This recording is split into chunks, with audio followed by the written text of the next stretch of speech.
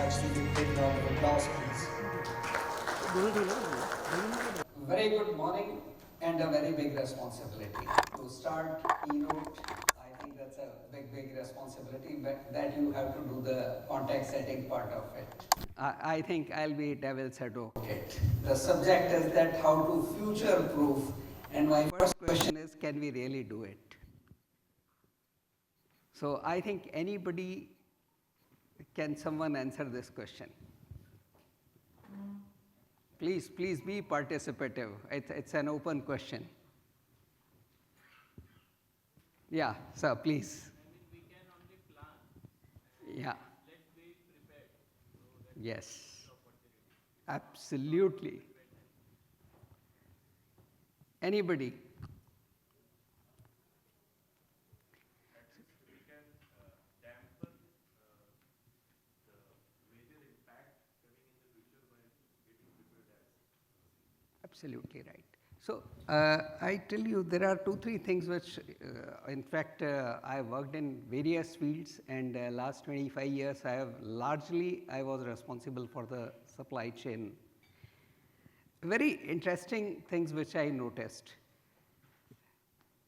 We all usually talk about a glamorous corporate term which is known as business strategy. I think every organization has got, we are having 5-year business strategy plan, business strategy meet, and I tell you, the word is quite glamorous. How many organizations you have seen who are having a logistic strategy for 10 years? Either it is a sub part of your business strategy, if at all. Organizations are matured, then they will give you some concession of being a sub part of business strategy. But how many organizations do really have a dedicated paper on supply chain strategy for next 10 years?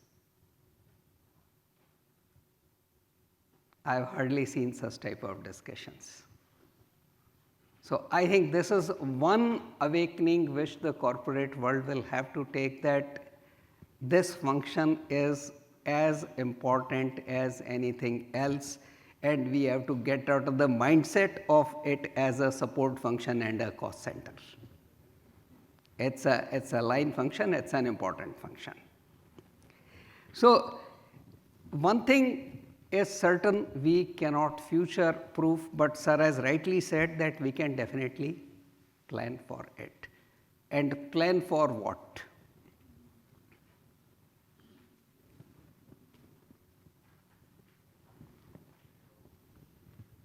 This is what we can do. And believe me, it is possible. I'll talk about myself.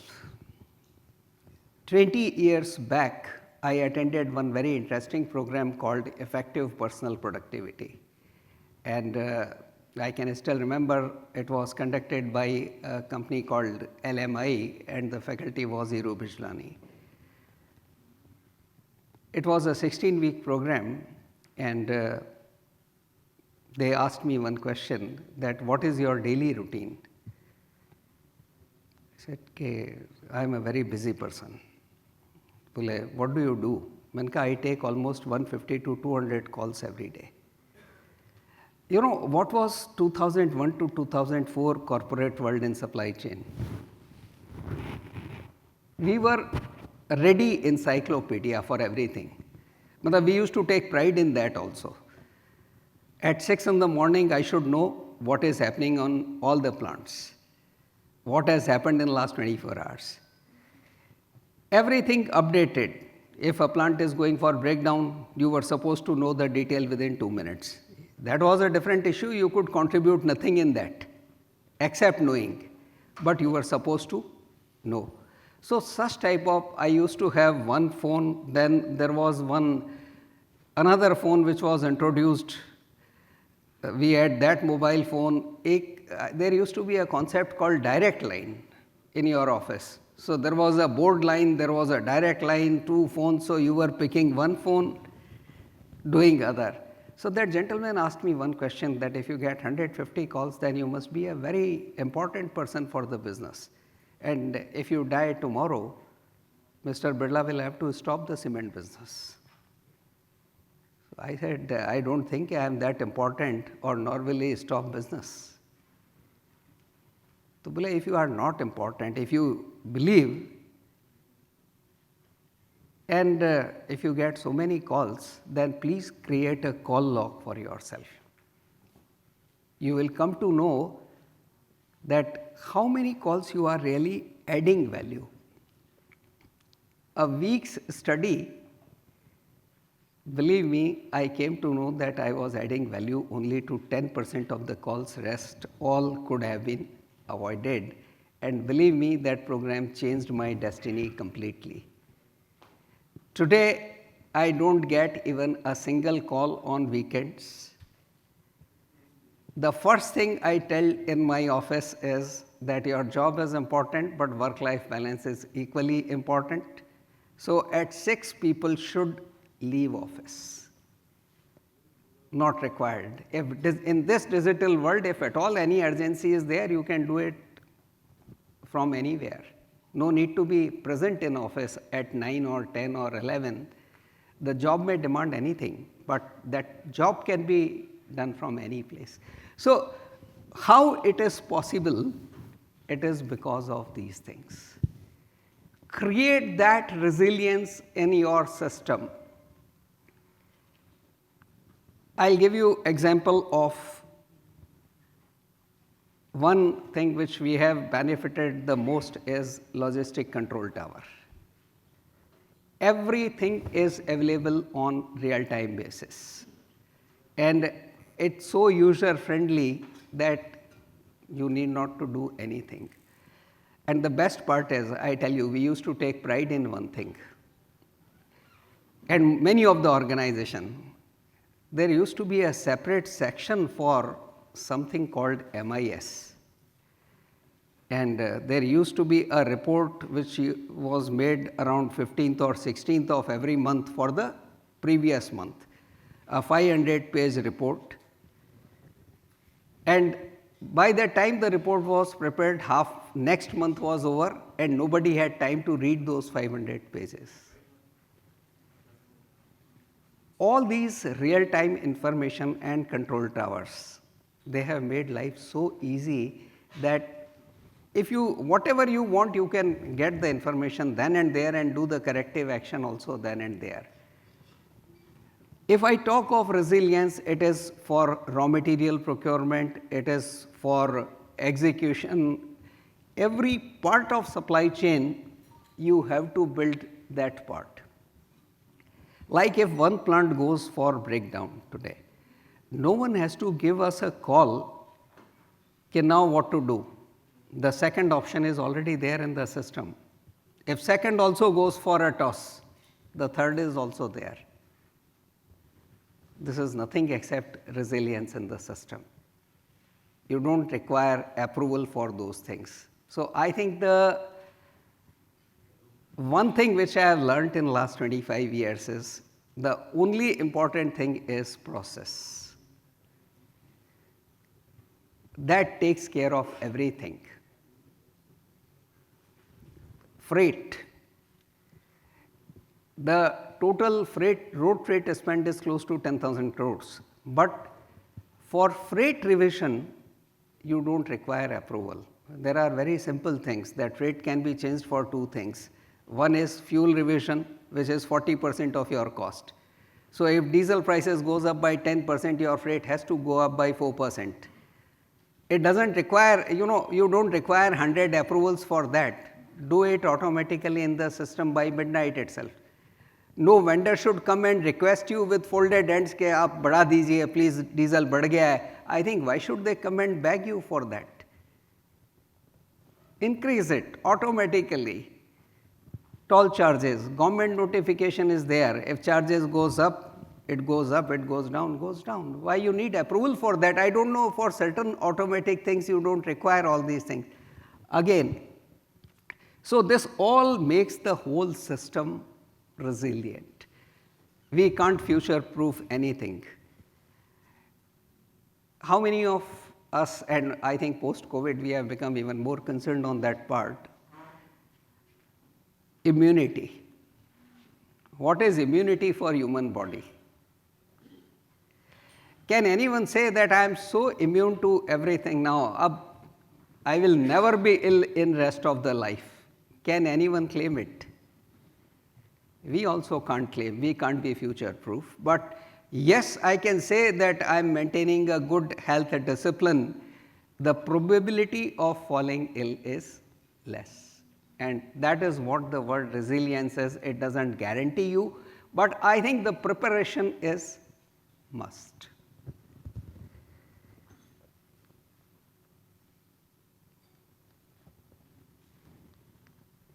This is the first thing. I'll give you one example. Most of the policy makers, when they make policies, they believe they know everything. And even corporates also believe so, that they know more about customer than what customer know about themselves. Does it happen or not? I come from cement industry, and I'll give you one example of Mumbai city.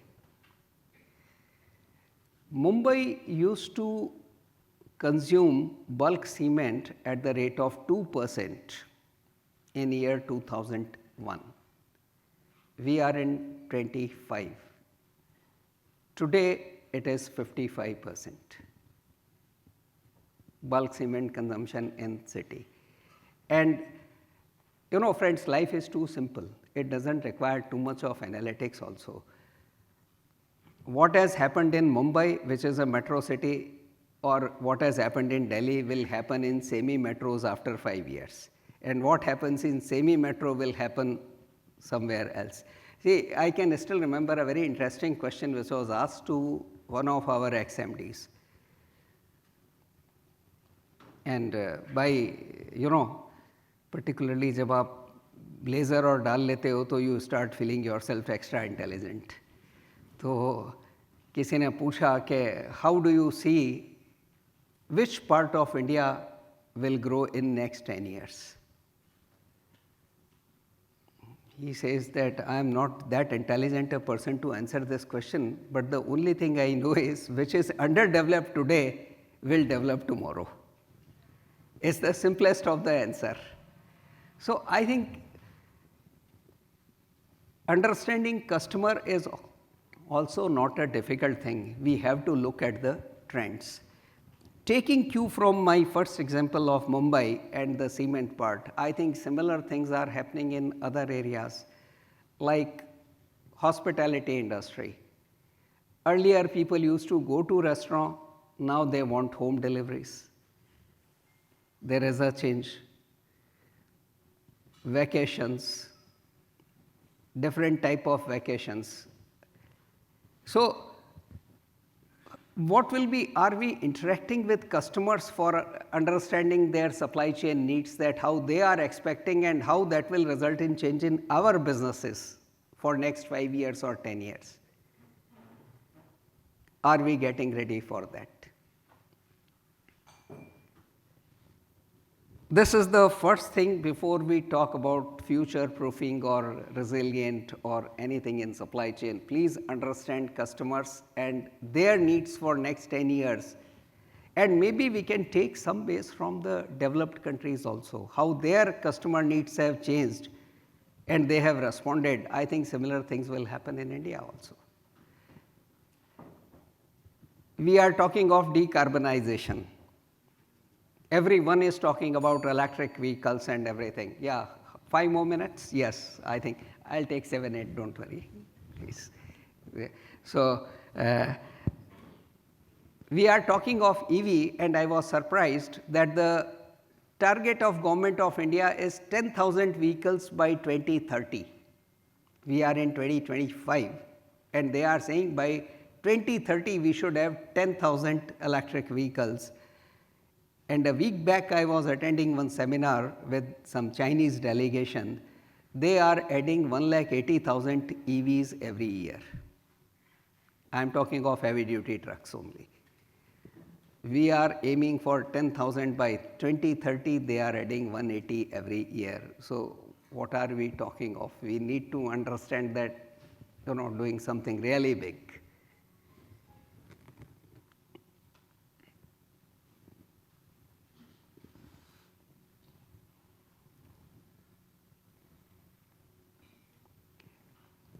Again, I'll take a cue from decarbonization. I tell you why resilience is important and how we need to recognize the changes which are happening in the businesses. Most of you are aware about the Indian transportation industry. I think 80%, see, we are almost 100 people here. Can you tell me 5 big road transportation companies of India with minimum turnover of more than 500 crores? 5 names I am asking for such a big country. Please.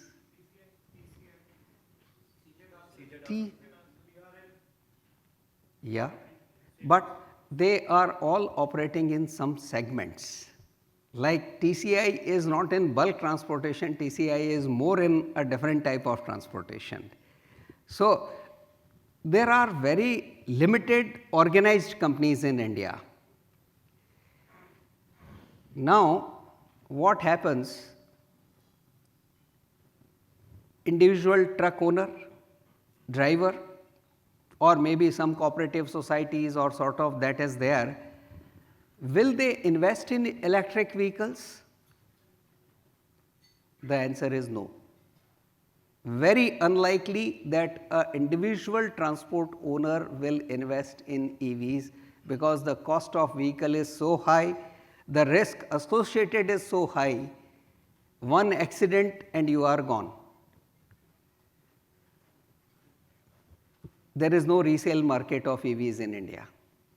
Today, if someone wants to resell after 1 year, they won't get even 50% of the cost.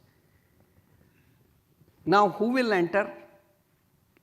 People who have no prior experience in this segment, who are funded by the venture capitalist, or minimum size of the business will be say 50 trucks, so you have to invest 50 crores. 100 trucks, you have to invest 100 crores. How many people will invest in these? So when I say understanding future trends of business, you have to develop those vendors who are new to this business. Raw material, there will be new sources of supply everywhere. I think have to change. Manufacturing, I think it has to be part of supply chain, has to understand that what changes are happening. Service infrastructure, like I'll tell you about the business from where I come from. Earlier practice was plant will be put up where limestone mines are there. I can't help it. Grinding units, more closer to customer. And the third stage which has come is now is putting up bulk terminals, which are closest to the customers. How can you improve the service standards? Because customers will not, they will not store even for 6 hours. I know customers who consume huge quantities, but the condition is that you can charge premium for your product. We want good quality, consistent quality, and zero stock out. We don't mind paying you. So the customer needs are changing. But the question is, somewhere we have to build that also in our supply chain, because you can't build dams when floods are already there. So same applies to supply chain, that if you want to create infrastructure, do it now for next 5 years or 10 years. You cannot take a wake-up call in 2030, okay, now the requirement has come, I must do something. That is not possible. Take a wake-up call. This subject needs a very, very long-term thinking. Another part is government policies. We should not take policies as policies. We should play the role of policy influencers. That is extremely important. Last 2 minutes, I think I am being warned now. I would have loved to take more time on this slide. When you go for any technology, please invest at least 6 months in defining objective, that why you want to have that technology. Your objective should be very, very clear. Then implementation can be done by anybody. If you have got money in your pocket, you can implement technology. But technology adoption is not job of everybody. I think that requires more attention than implementation. Third thing is, we are very reactive people. If my competitor has done something, then I should do it. Do we really need to do it? We have our individual needs. So, is it really important what is the latest technology or what competitors are using? The answer is no. Please decide what you need or what you want to achieve from technology is more important than what your competitors are doing. And last but not is the real-time course correction. Nothing is permanent. Every year, every month, every quarter, you have to revisit what you are doing. I think that is the most important thing. What is very important today can be completely obsolete day after tomorrow. Possible.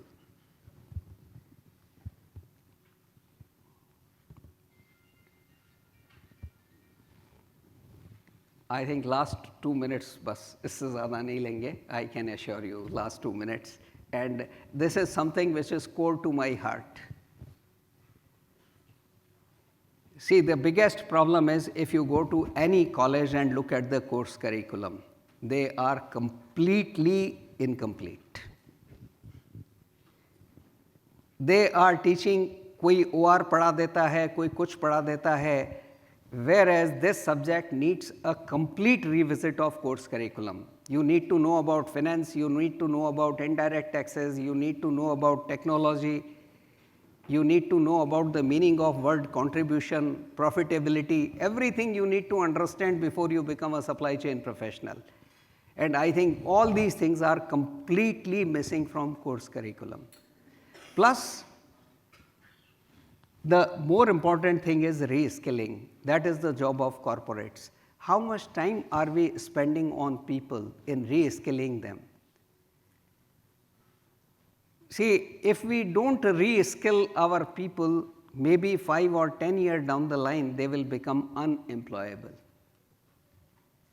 So, reskilling is as important as skilling, that every 3 years we have to forget.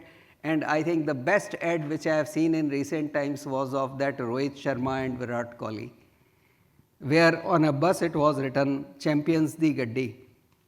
And they say we have to forget it, that we have won earlier tournament so that we can win the new tournament. So this is nothing except reskilling, that please forget what you have learnt in last 20 years. We have to learn for next 20 years. Thank you very much.